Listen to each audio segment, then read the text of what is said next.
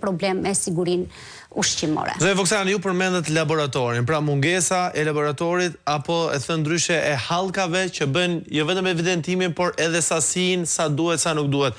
Ka mungesë investimi apo nuk kemi kapacitet e ekspert? Apo ndërthurën të dyja, pra edhe shteti nuk investon dhe ekspert nuk po ka më... Atëhere, në dijenin time ka disa projekte të BE-s që në fakt kanë investuar në laborator. Dhe është e paqartë se në fakt... Ku kanë shkuar parat? Ku kanë shkuar parat. Kjo është e para. E dyta, në progres raport thuhet që ka metodat vjetërora, ka mungesë të pajisjeve të cilat do të kryenin analizat sipas standardeve, ka mungesë edhe të kapaciteteve njerëzore të cilat do të vinin në punë dhe do të kryenin këto analiza. Por, në fakt, më shqetësues është fakti se kjo është pjesa infrastrukturore dhe një faktor duhen para, qoftë për të investuar në laboratore, qoftë për akreditimin e analizave, qoftë për pajisje, qoftë edhe për trajnimin e punonjësve që do të kryen këto analiza.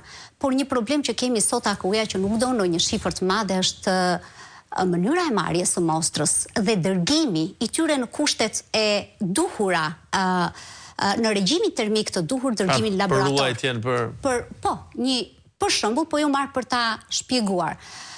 Mishi i ngrirë, që ne varemi totalisht nga importi sot për sot, vjen në një temperaturë minus 18 gradë. Dhe institucionet dështojnë që në pikën e inspektimit kufitar, që është pika ku ti ke mundësi ta kthesh mbrapsht në qoftë se ka një problem, sepse po u fut në kufiri në brenda vendit, dhe në qoftë se ti e evidenton problemi, detekton një problem, duhet që të marrësh masa ta, si thua, ta zgjësosh në Shqipëri. Pra nuk ke mundësi ta kthesh. Pra nuk e kthen më mbrapsht. Jo. Kështu që ose e fut në treg. Po. AKU-ja aktualisht nuk ka ambiente frigoriferike për të kryer inspektimin siç duhet të ngarkesave, por në të njëjtën kohë për të marrë mostrën në këtë temperaturë, sepse ulja e kësaj temperature, qoftë edhe me 1 deri në 2 gradë, bëhet objekt kontaminimi nga patogen të ndryshëm. Hapet në ambiente të hapura, qëllon në verë dhe në temperatura 35 gradë për të marrë mostrën, dhe pastaj nga Durrësi, sepse ajo vjen në portin e Durrësit zakonisht nga ngarkesa, sillet në Tiranë. Dhe e di me çfarë vjen në Tiranë? Vjen me frigobokset që ne shkojmë në plazh. Pra, dhe kjo nuk ruhet në temperaturën minus 18 gradë sa që vjen. Një element tjetër është që mostra nuk është e ambalazhuar në mënyrë të tillë që të ruaj anonimatin. Pra, në momentin që hapet ambalazhi të mos rifutet më.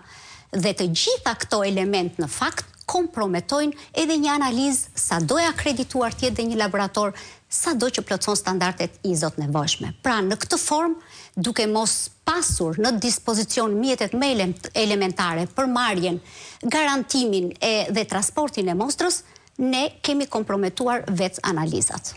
Zoe Voksani, ndalemi pak tek lajmet e fundit, ditëve të fundit, sigurisht prej muajsh që në vjeshtë kanë qarkulluar lajmet pra që ka speca, domate, zarzafate në tërësi të kontaminuara, të cilat u ndalën dhe u kthyen mbrapsht me tonelata në Sloveni, në Kroaci, në mos gaboj dhe në Greqi. Po ashtu është folur për mandarinat ditëve të fundit, të cilat kanë pesticide të shumta, shumë prej tyre janë hedhur në treg në Tiranë, vetëm një sasi e vogël ishte azësuar, të tjerat i kanë ngrënë qytetarët. Çfarë po ndodh? Atëherë